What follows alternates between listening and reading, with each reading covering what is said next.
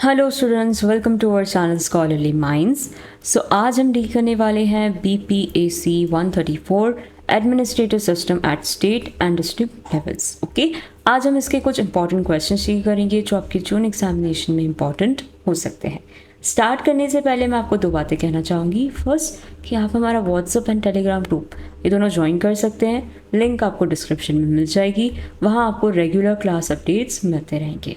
Okay. Second, अगर किसी भी स्टूडेंट को इस सब्जेक्ट की गेस्ट पेपर्स परचेज करने हो तो आप आ सकते हैं shop.hindustanknowledge.com पर like this.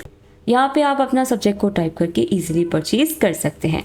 In case purchase करने में आपको कोई भी इशू आता है तो you can contact us at 9580023321 पर।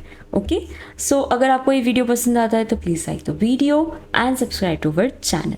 Let's start with our first question. Describe the role of a state and district administration in the British period. 1 minute. Yes. During the British rule in India, the administration was highly centralized.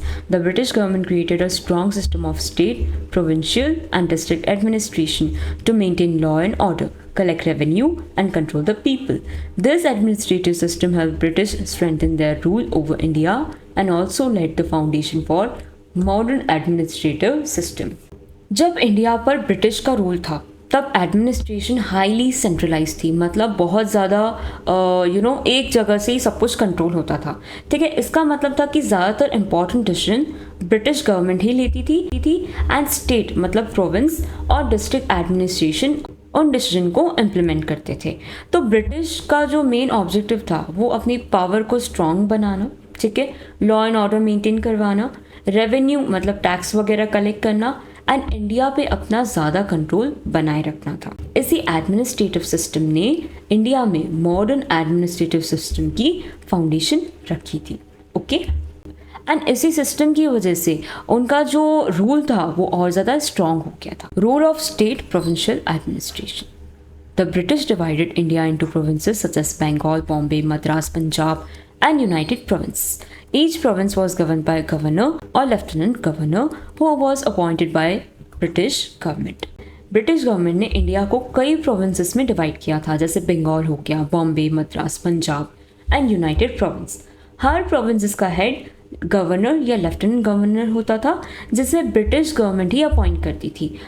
अब इसके हम main functions देखते हैं। The main function of provincial administrations were, क्या थे इसके main function?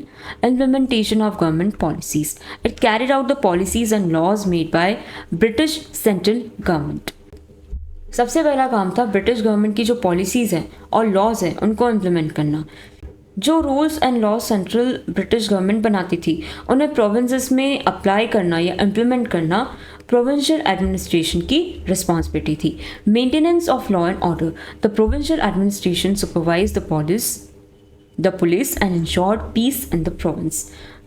Provincial administration police को supervise करती थी एंड इंश्योर करती थी कि प्रोविंस में पीस बनी रहे एंड ब्रिटिश रूल के खिलाफ कोई भी डिस्टर्बेंस ना हो।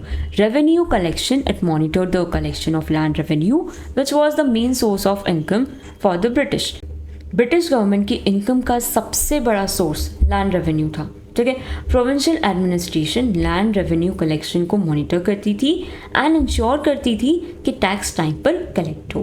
Development of public services. It manage education, health, irrigation, roads and other public works. Province level पर एजुकेशन, हेल्थ, इरिगेशन, रोड्स ये जितने भी डिपार्टमेंट थे वो प्रोविंशियल एडमिनिस्ट्रेशन के अंडर ही आते थे। ये पब्लिक सर्विसेज को भी मैनेज करती थी। Okay, supervision of district. It control and guided the district administration through regular inspection and reports. Provincial administration district officers पर भी नज़र रखती थी। रेगुलर रिपोर्ट्स एंड इंस्पेक्शन के थ्रू डिस्ट्रिक्ट को कंट्रोल एंड गाइड किया जाता था। After government of India act 1919 and 1935, provinces received limited powers, but the British governor still had significant authority. 1919 and 1935 के गवर्नमेंट ऑफ इंडिया एक्ट के बाद provinces को कुछ पावर मिली, लेकिन फाइनल अथॉरिटी फिर भी गवर्नर एंड ब्रिटिश गवर्नमेंट के पास ही थी। Okay, role of district administration. Let's see. The district was the most important unit of British administration. Every district was headed by a district collector and district magistrate, who was usually a member of the Indian Civil Service. British period में district administration की सबसे important unit थी. हर district के head district collector या district magistrate होता था. ठीक है, ये ऑफिसर आमतौर पर ICS मतलब इंडियन सिविल सर्विस के मेंबर होते थे एंड डिस्ट्रिक्ट का सबसे पावरफुल ऑफिसर माना जाता था. अब हम इसकी कुछ इंपॉर्टेंट रिस्पॉन्सिबिलिटीज देखेंगे. Collection of land revenue, this was the primary duty of collector. District collector का सबसे इंपॉर्टेंट काम था लैंड रेवेन्यू को कलेक्ट करना. इसी की वजह से उन्हें कलेक्टर कहा जाता था. Maintenance of law and order, as district magistrate ही control the police and handle public security. District magistrate police को कंट्रोल करता था एंड डिस्ट्रिक्ट में लॉ एंड ऑर्डर को मेंटेन करता था. पब्लिक सिक्योरिटी की रिस्पॉन्सिबिलिटी भी उसी की होती थी. Judicial function, in early years he also acted as a जज in many civil and criminal cases. British rule के शुरुआती समय में डिस्ट्रिक्ट कलेक्टर जुडिशियल पावर भी यूज़ करते थे. वो कई सिविल एंड क्रिमिनल केसेस में भी जज की तरह काम करते थे. Implementation of government skill, he insured that government rules and orders were followed. District collector ensure करते थे कि गवर्नमेंट के ऑर्डर्स एंड जो पॉलिसीज़ हैं वो डिस्ट्रिक्ट में प्रॉपरली इम्प्लीमेंट हो. Relief and disaster management, during flood, famine and epidemic the collector organise relief measure. District flood, famine and epidemic के टाइम पर district collector relief work organise करते थे and affected लोगों को भी हेल्प करते थे. Election, conduct of election and census. In later years, district officers also supervised election and census work. British rule के लेटर पीरियड में district administration election and census का काम भी सुपरवाइज करने लगे थे. मतलब ये जितने भी ऑफिसर्स हैं वो इलेक्शन एंड सेंसस के काम में भी सुपरवाइज करते थे. The district collector was considered the most powerful government officer in the district because he combined executive, revenue and judicial powers. जो डिस्ट्रिक्ट कलेक्टर थे ये सबसे पावरफुल ऑफिसर माने जाते थे क्योंकि इनके पास executive powers, revenue powers and judicial power, ये तीनों का कॉम्बिनेशन होता था. इसी वजह से उनकी जो पोजीशन थी वो बहुत ज़्यादा स्ट्रांग थी. कंक्लूजन देखते हैं. The British state and district administration mainly aim to maintain political control, collect revenue and protect British interests. Although the system was designed for colonial rule, it introduced an organized administrative structure. After independence, India retained many features of the system, especially the roles of governor, district collector, district administration, with the changes to suit a democratic government. British period में state और district administration का main objective था British rule को मजबूत बनाना, law and order को maintain करना and revenue collect करना. ये तीन काम बहुत इंपॉर्टेंट थे. हालांकि ये सिस्टम कॉलोनियल रूल के लिए बनाया गया था, लेकिन इसी सिस्टम ने इंडिया के मॉडर्न एडमिनिस्ट्रेशन की फाउंडेशन रखी. आज भी governor, district collector and district administration जैसे इंस्टीट्यूशन इसी ब्रिटिश एडमिनिस्ट्रेशन सिस्टम से डेवलप हुए हैं. बस अब ये डेमोक्रेटिक कॉन्स्टिट्यूशन के अकॉर्डिंग काम करते हैं. मतलब हमारे देश में जैसे सूट हो सके उस पर ये काम करते हैं, उसी बेसिस पे उसी रूल्स को फॉलो करते हैं. Okay, let's move on to next question. Explain the powers and functions of State Finance Commission. The State Finance Commission is an important constitution body in India. It was established under Article 243 for Panchayat and Article 243Y for municipalities by the 73rd and 74th Constitutional Amendments 1992. Every state government must appoint a State Finance Commission every 5 years. Its main purpose is to ensure the fair distribution of financial resources between the state government and local bodies. State finance commission एक constitutional body है. इसकी जो establishment थी वो 73rd and 74th constitutional amendment के बाद ही हुई थी. ये article 243I that is panchayat के लिए एंड आर्टिकल 243Y म्यूनसिपैलिटीज़ के लिए बनाया गया था. हर स्टेट गवर्नमेंट को 5 साल में एक स्टेट फाइनेंस कमीशन अपॉइंट करना होता है. सिंपल वर्ड्स में स्टेट फाइनेंस कमीशन का मेन काम state government and local bodies जैसे पंचायत, म्यूनसिपैलिटीज़ के बीच पैसे मतलब फाइनेंशियल रिसोर्सेज का फेयर डिस्ट्रीब्यूशन इंश्योर करना होता है. Okay, yes, let's move on further. Powers of State Finance Commission recommend distribution of state revenue. SFC recommends how the income collected by the state government should be shared with panchayat and municipalities. This helps local bodies perform their duties effectively. State government जो income collect करती है उसका कितना हिस्सा panchayat and municipality को देना चाहिए, इसकी रिकमेंडेशन ये कमीशन करता है। इससे लोकल बॉडीज को डेवलपमेंट के लिए पैसा मिलता है। Recommend tax powers. The commission suggest which taxes, duties, tolls and fees should be assign to local bodies. It also recommend whether local government should have the power to collect certain taxes. दूसरी power आती है tax collect करने की।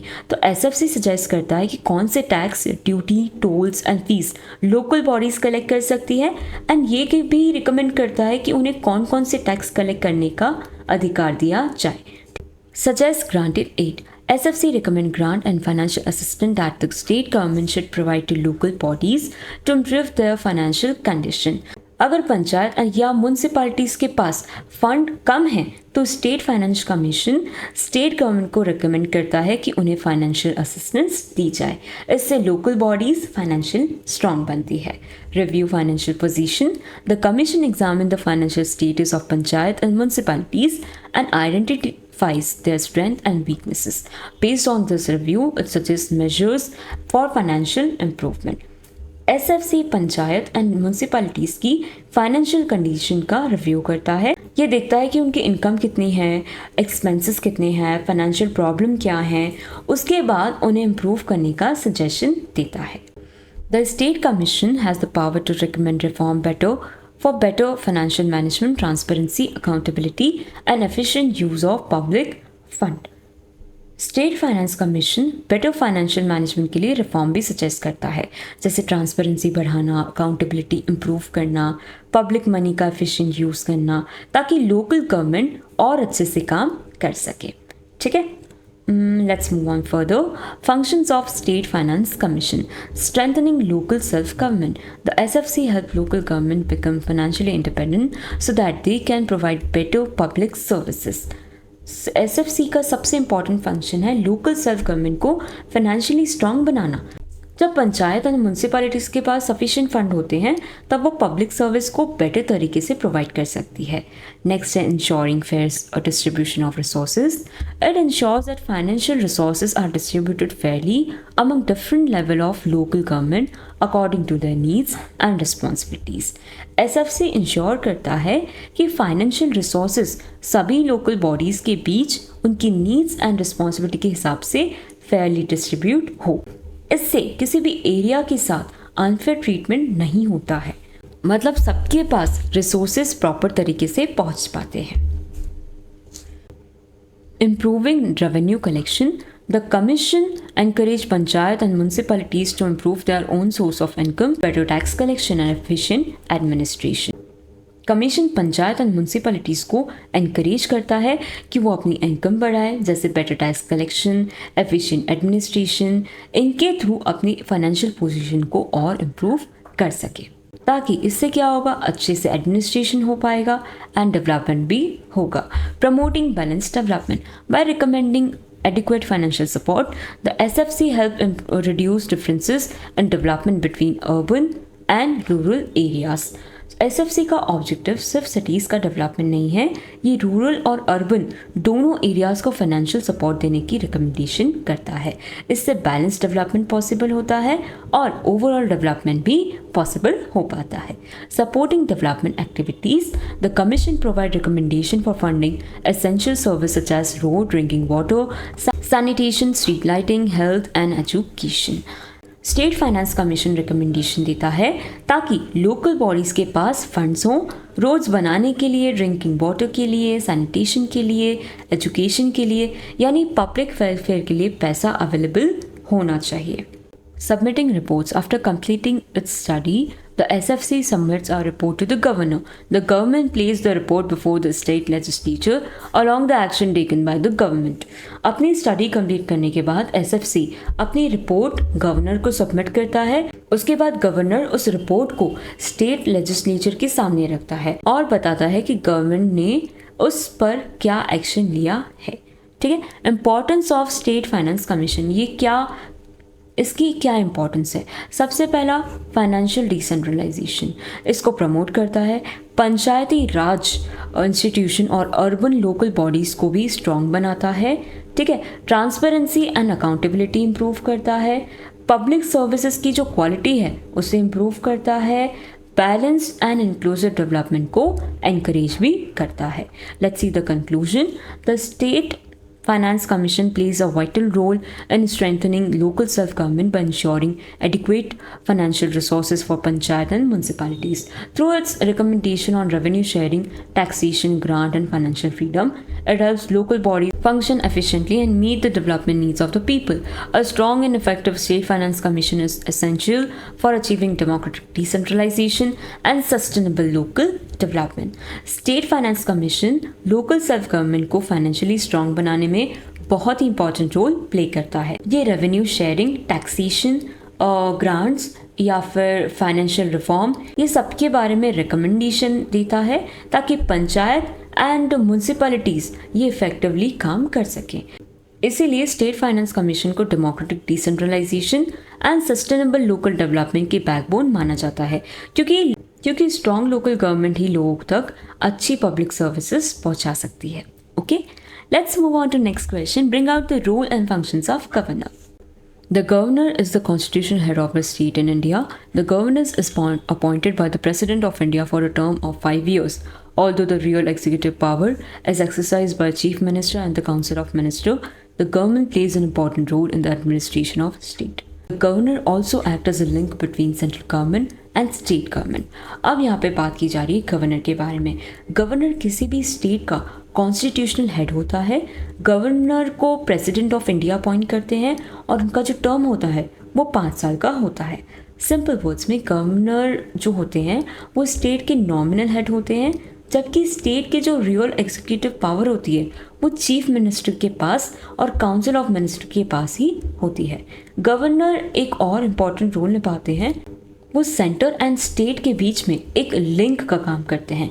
यानी governor ensure करता है कि state government constitution के अकॉर्डिंग काम कर रही है या नहीं। ठीक है। रोल ऑफ गवर्नर के बारे में देखते हैं। The governor performs 2 important role, constitutional head of the state and representative of the president. अब कॉन्स्टिट्यूशन हेड की अगर मैं बात करूं तो इसका मतलब है कि स्टेट के सारे एग्जीक्यूटिव एक्शन गवर्नमेंट के नाम से ही होते हैं, लेकिन प्रैक्टिकल लाइफ में गवर्नर ज़्यादातर decision chief minister and council of minister की एडवाइस पर ही लेते हैं। अब रिप्रेजेंटेटिव का मतलब क्या है कि गवर्नर प्रेसिडेंट के रिप्रेजेंटेटिव भी होते हैं और वो प्रेसिडेंट को स्टेट की important political and constitution development की इंफॉर्मेशन देते हैं।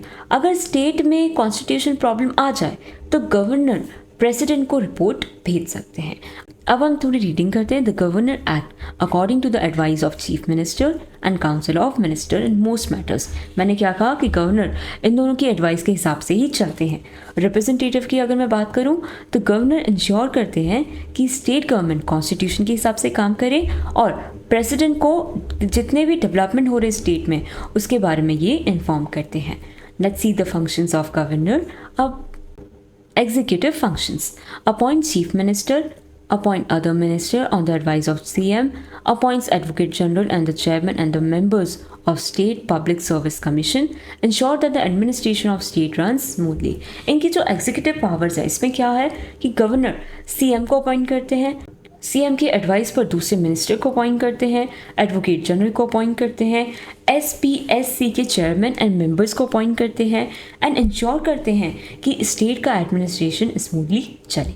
लेजिस्लेटिव फंक्शन में क्या क्या आता है? गवर्नर स्टेट लेजिस्लेचर को समन करते हैं। Let's C 1 minute. हाँ, स्टेट लेजिस्लेचर को समन करते हैं। ठीक है। सेशन को प्रोरॉग करते हैं, मतलब रोकते हैं या फिर कंप्लीट करना जिसे कहते हैं, स्थगित करना या पॉज लेना उसे कहते हैं। ज़रूरत पड़ने पर लेजिस्लेटिव असेंबली को डिसॉल्व भी करते हैं, डिसॉल्व करना। ओके। इलेक्शन के बाद पहले सेशन और हर साल का जो फर्स्ट सेशन रहता है उसे ये एड्रेस करते हैं। स्टेट लेजिस्लेचर में जो बिल्स होते हैं उसे अपनी असेंट देते हैं, मतलब कंसेंट देते हैं। कुछ बिल्स को प्रेसिडेंट के पास अप्रूवल के लिए रिजर्व भी कर सकते हैं वो, ठीक है। और जब लेजिस्लेचर सेशन में नहीं होती तब ऑर्डिनेंस भी इशू कर सकते हैं। कौन? गवर्नर कर सकते हैं। Financial functions, now let's see the financial functions. No money bill can be introduced in state legislature without the governor's recommendation. किसी भी तरह का मनी बिल इंट्रोड्यूस नहीं हो सकता बिना गवर्नर्स के रिकमेंडेशन के through. Causes the state budget to be presented before the legislature. Governor state budget को लेजिस्लेचर के सामने प्रेजेंट करवाते हैं। Recommend demand for grants and supplementary grants. Grant and supplementary grant की रिकमेंडेशन भी कौन करता है? गवर्नर ही करते हैं। Let's see the other functions. Judicial function has the power to grant pardon, reprieve remission और commute the punishment of person convicted under state laws, appoints district जज and consultation with the high court. Okay, governor के पास कुछ judicial powers भी होती हैं। वो state law के अंदर कन्विक्टेड पर्सन को पार्डन कर सकता है, मतलब माफ़ी दे सकता है। रेमिशन मतलब सज़ा कम कर सकते हैं। एंड कम्यूटेशन मतलब सज़ा बदल सकते हैं, ठीक है। हाई कोर्ट के कंसल्टेशन के बाद वो डिस्ट्रिक्ट जजेस भी अपॉइंट कर सकते हैं। Discretionary functions. In some situation, the government can act without the advice of Council of Ministers. For example, inviting a leader to form the government when no party has a clear majority. Recommending President's rule if constitutional machinery fails in a state. Reserving certain bills for the President approval. Discretionary powers का मतलब होता है कुछ ऐसी situations जहाँ governor अपनी discretion मतलब अपनी सोच या जजमेंट से डिसीजन ले सकते हैं, ठीक है। तो जब भी किसी पार्टी को मेजॉरिटी नहीं मिलती है तब किस लीडर को गवर्नमेंट बनाने के लिए इनवाइट करना है वो गवर्नर डिसाइड कर सकते हैं। अगर स्टेट में कॉन्स्टिट्यूशनल मशीनरी फेल हो जाए तो प्रेसिडेंट रूल को रिकमेंड करना या फिर कुछ रूल्स को, कुछ बिल्स को प्रेसिडेंट के अप्रूवल के लिए रिजर्व करना, ये सारे डिस्क्रिशनरी पावर्स किसके पास होते हैं? गवर्नर के पास होते हैं, जहां वो अपना दिमाग लगा के डिसीजन ले सकते हैं। ओके, इंपॉर्टेंस ऑफ गवर्नर देखते हैं। Protect the constitution in the state, maintain coordination between the center and the state, ensure stable and lawful governance, and play a neutral role during the political crisis.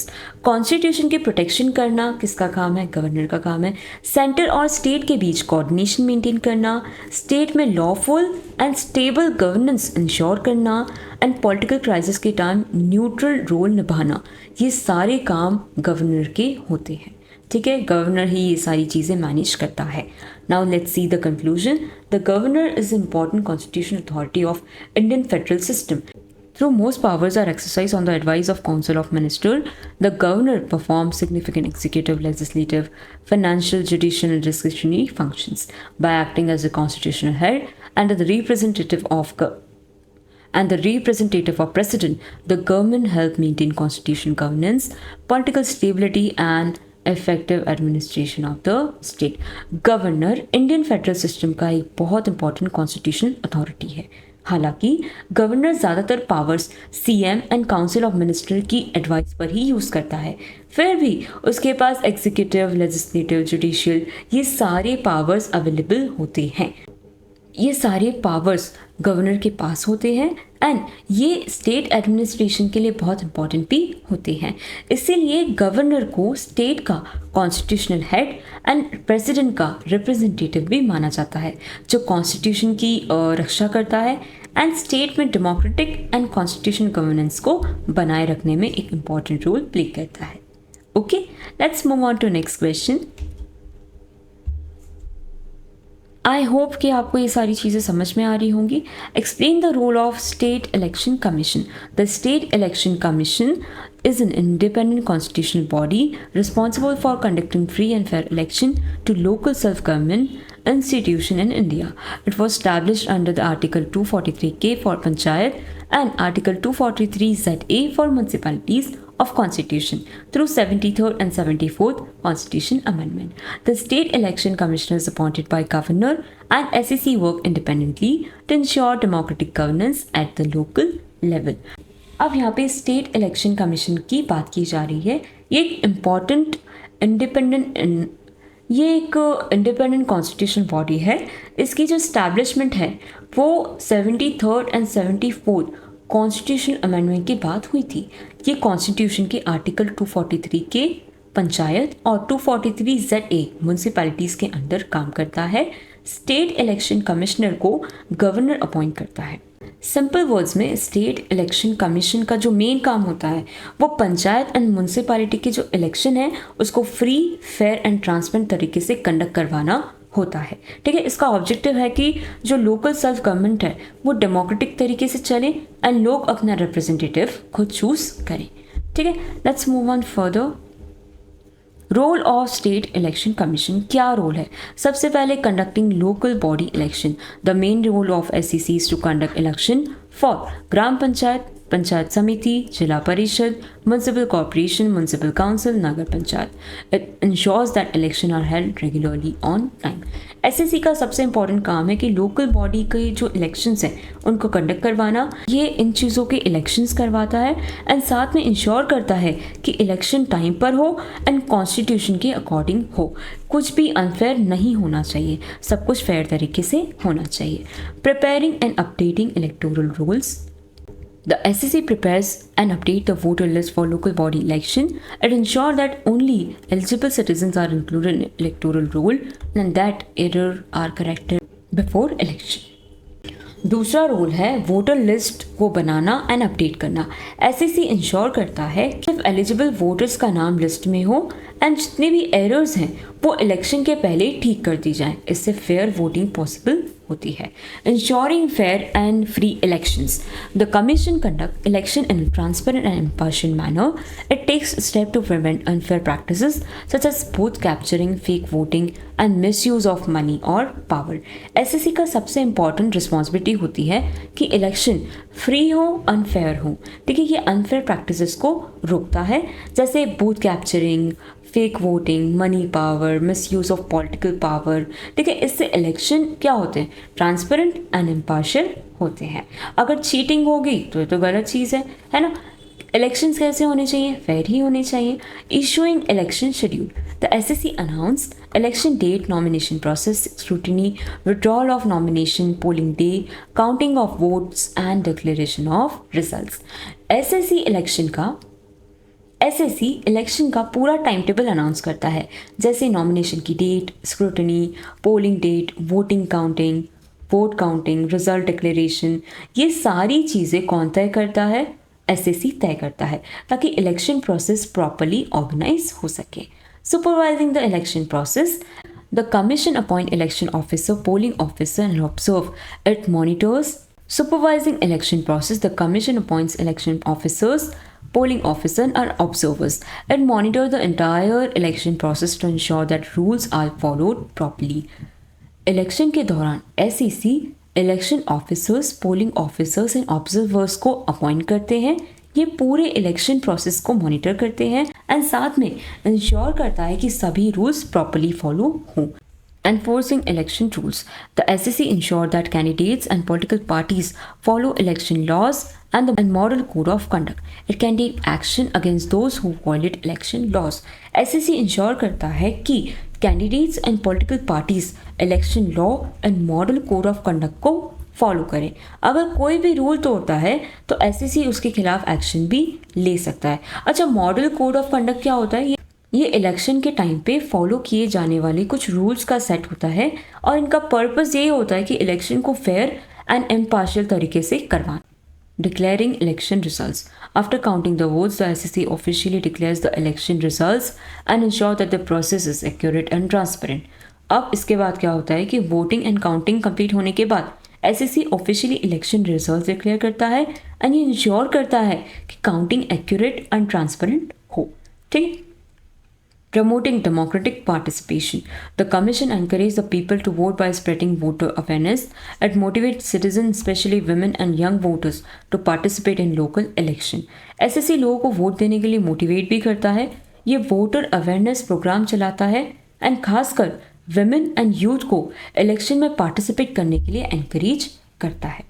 ठीक है। Importance of state election commission. State election commission ये grass root democracy को strong बनाता है। सबसे पहला, local bodies के regular election ensure करता है, ट्रांसपेरेंसी एंड अकाउंटेबिलिटी को प्रमोट करता है, सिटीजन के वोटिंग राइट्स की प्रोटेक्शन करता है, डेमोक्रेटिक डिसेंट्रलाइजेशन को सक्सेसफुल भी बनाता है।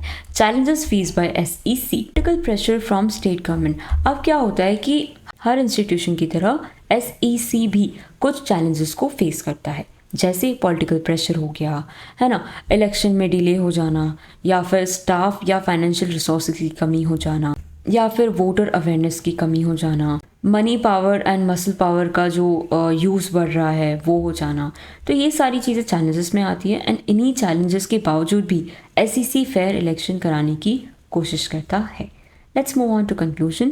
The State Election Commission plays a vital role in strengthening local democracy by conducting free, fair, and transparent election. It helps people elect their local representative and ensure the smooth functioning of panchayat and municipalities. A strong, independent, and efficient state election commission is essential for good governance, public participation, and the success of democratic decentralization in India. तो ये जो SSC है local democracy का एक बहुत ही important constitutional institution है, ठीक है। ये पंचायत एंड म्यूनसिपैलिटीज़ के जो इलेक्शन है उसे fair, free and transparent conduct करता है, ठीक है। साथ ही वोटर अवेयरनेस बढ़ाता है, इलेक्शन रूल्स को इम्प्लीमेंट करता है और डेमोक्रेटिक वैल्यूज़ को भी स्ट्रॉन्ग बनाता है। इसीलिए स्टेट इलेक्शन कमीशन को डेमोक्रेटिक डिसेंट्रलाइजेशन की बैकबोन भी माना जाता है, क्योंकि बिना फेयर इलेक्शन के लोकल गवर्नमेंट एंड डेमोक्रेसी दोनों ही मजबूत नहीं हो सकते। इलेक्शंस का फेयर एंड फ्री होना बहुत ज़्यादा इंपॉर्टेंट होता है। Okay, so that's all for today. Thank you so much.